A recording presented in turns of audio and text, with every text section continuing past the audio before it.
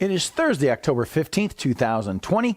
I'm Pastor Thor Ramsey. This is Gospel for Five, where we take 5 minutes out of our day and focus on the gospel and the one who saved our souls. We've been going through the book of Galatians verse by verse. Yesterday we were going over how the Apostle Paul was giving us his background before he became a Christian, before he became the Apostle Paul, who was known as Saul of Tarsus, and he violently opposed Christians. He violently opposed this gospel message, and that in itself is a great apologetic. It's a great witness for the historicity of the Christian faith and the historicity of the resurrection of Jesus Christ also, because somehow this must be explained. History must somehow explain this person.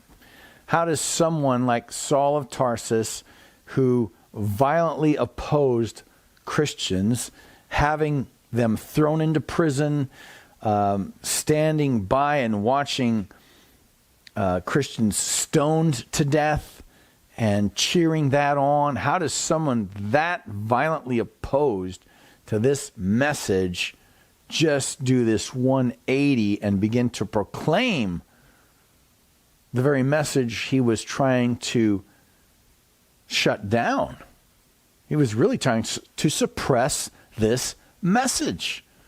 So historically, you have to go, now, if Christianity isn't true, you only have a few explanations as to why someone would make such a radical change in their life. I mean, you can't use the same reasoning we'd use today in many respects, because he's not going to get a book deal out of it, right? He's not going to, media didn't work the same back then. So he's not going to become rich by making up this story. It brings not just devastation to his life, but incredible hardship to his life. Stonings and whippings and persecutions and imprisonment. It just brings all these things no one would invite. Why would you invite that into your life, making up a story?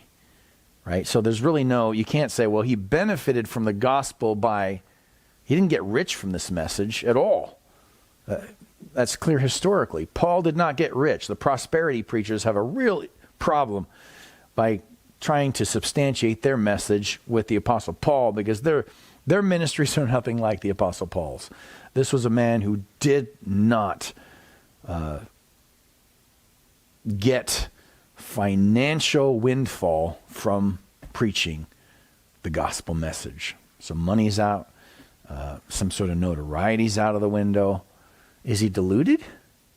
Because, man, it's like, wow, if someone so deluded can influence so many people, we really have problems as a people. We're determining truth. You might say, well, we really do. But, I think it becomes a weak explanation, because and all the apostles were deluded in the same way. It's like, normally you might find one deluded person who can influence some people, but generally you're not going to find a group of 12 or more deluded people with the exact same message, deluded in exactly the same way, because most psychological ailments do not mirror that distinctly. They don't mirror each other that way. So all that to say, the Apostle Paul becomes a real thorn in the side for skeptics, if they're being honest. If skeptics honestly look at how do I explain away this man's ministry? How do I explain away this man's life? All right, so, but when he who had set me apart before I was born and who called me by his grace was pleased to reveal his son to me. So here we, in one sense, see how predestination works. God has his hand upon us. He says before birth, and then at one point he chooses to reveal Jesus Christ to us. That's exactly what the Apostle Paul says here. I don't know why Christians struggle with this, because that's exactly what the Bible says. The way I just explain it is exactly what, let me just say it. So I was set apart before I was born, and then at a point in my life, God was pleased to reveal his son to me. All right, now, the biblical term for that would be predestination.